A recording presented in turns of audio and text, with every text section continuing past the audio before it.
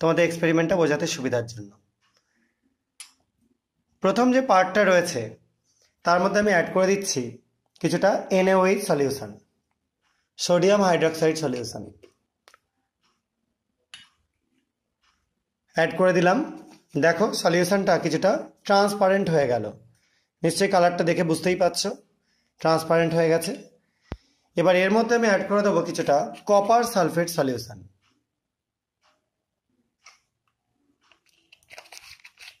দেখো সলিউশনটা যোগ করবার পর কপার সালফেটের যে প্রেসিপিটেটের মতো পড়লো, যেটা কিউপ্রিক হাইড্রক্সাইড, তার কিন্তু কালারটা আস্তে আস্তে দেখো চেঞ্জ করছে।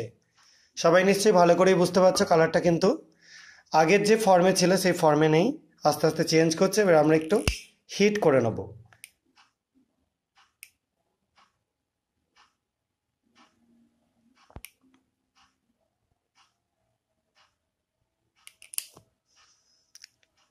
এবার একটা গ্লাস রড দিয়ে একটুখানি জাস্ট নাড়িয়ে নিচ্ছি। দেখো